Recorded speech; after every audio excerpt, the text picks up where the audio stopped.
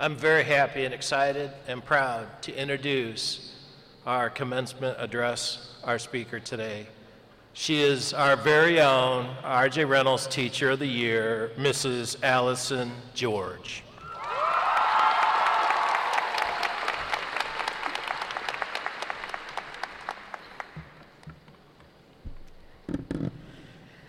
Good evening, faculty and staff, family and friends, and most importantly, seniors.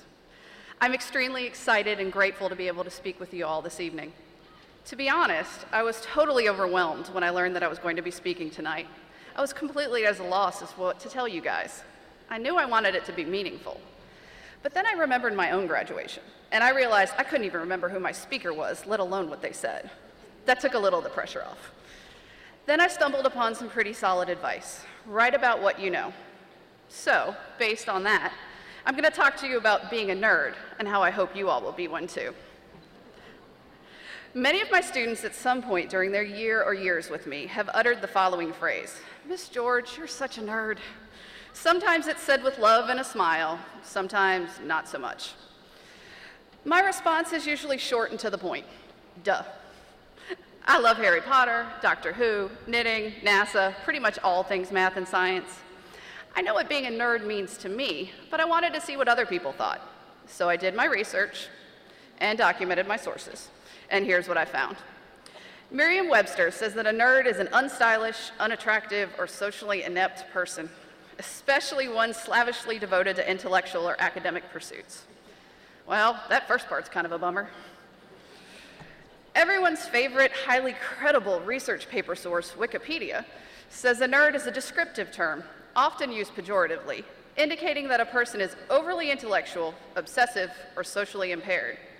They may spend inordinate amounts of time on unpopular, obscure, or non-mainstream activities, which are generally either highly technical or relating to topics of fiction and fantasy, to the exclusion of more mainstream activities. Well, that's a little better. At least it's not calling me unattractive. That favorite internet resource for lazy high school students, Yahoo Answers, says you aren't a nerd unless you'd rather spend your Saturday nights reading a textbook than hanging out with people. But then again, it's not like that's a bad thing. It just depends on how you look at it. Well, that one sounds more like it. Here's another answer. Usually, nerds and geeks are a lot more fun to talk to. They have smarts and can hold intelligent conversations about things that actually matter. I'm not gonna lie, I like that one. My favorite discussion of what it means to be a nerd comes from the author John Green talking to his brother Hank on one of their Blog Brothers videos. The special snowflakes in the audience will recognize this from the poster in my classroom. Nerds like us are allowed to be unironically enthusiastic about stuff. Nerds are allowed to love stuff, like jump up and down in the chair, can't control yourself, love it. Hank, when people call people nerds, mostly what they're saying is you like stuff, which isn't a good insult at all. Now that's more like it. Being a nerd, to me at least, is loving something so much that you lose the ability or desire to be cool about it. Watching a space launch or a video from the International Space Station has caused me to sit wide-eyed like a 5-year-old. Once, a student asked me to choose between Harry Potter and Doctor Who, and my brain completely ground to a halt. I stood there with my mouth hanging open while my brain was going, does not compute. Now, John's definition of a nerd is pretty good, but I think the actor Will Wheaton summed it up best in a video to a little girl.